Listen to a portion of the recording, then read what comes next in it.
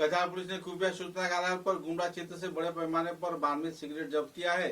इस संबंध में जानकारी देते हुए पुलिस प्रशासन के कार्यकर्ताओं ने विस्तारित खुलासा किया और बराघाटी के कई क्षेत्रों में 92 सिगरेट की तस्करी हो रही है और पुलिस प्रशासन कड़ी निगरानी के चलते इन तस्करों को गिरफ्तार कर रहा है। कुछ ऐसा ही माहौल देखने को मिला जहां पर करोड़ों रुपए के 92 सिगरेट पुलिस प्रशासन ने एक स्वचालित वाहन से जब्त किया।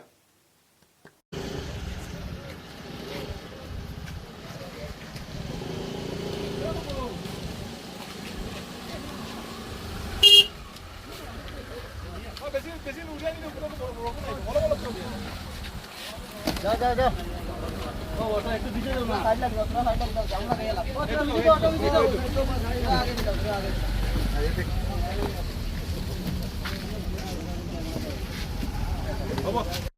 যোৱাকালি আমাৰ এটা ইনফৰমেশ্যন আছিলে যে ফৰেন মেড চিগাৰেটছৰ স্মাগলিং হ'ব বুলি আৰু একৰ্ডিংলি আমি গুমৰা থানাৰ অন্তৰ্গত আমি নাকা এটা লগালোঁ আৰু নাকাটা তাতে লগাই পেলাই আমি এখন গাড়ী এখন পাৰোঁ, এখন হুণ্ডাই ক্ৰেটা এখন মিজোৰামৰ ৰেজিষ্ট্ৰেশ্যন আছিলে আৰু তাতে আমি 1490 পেকেট আমি ফৰেন মেড চিগাৰেটছ পালোঁ। চ' টোটেল 2,98,000 পিচেছ আছিলে আৰু যোনটো আমি ভাবিছোঁ যে মাৰ্কেটৰ ভেলু আনুমানিক 30 লাখ হ'ব, 30 লাখ টকা হ'ব। চ' একৰ্ডিংলি আমাৰ আইনী প্ৰক্ৰিয়াখিনি আৰম্ভ হ'ল, আমি একৰ্ডিংলি চিজাৰ কৰা হ'ল, হুণ্ডাই ক্ৰেটা এখন পোৱা গ'ল, যোনজন ড্ৰাইভাৰজন আছিলে ড্ৰাইভাৰজনো আমি এৰেষ্ট কৰিলোঁ, কেছ এটা ৰেজিষ্টাৰ হ'ল একৰ্ডিং টু যি ছেকশ্যনছ লগাব লাগে আৰু ইনভেষ্টিগেশ্যন এতিয়া বৰ্তমানে চলি আছে।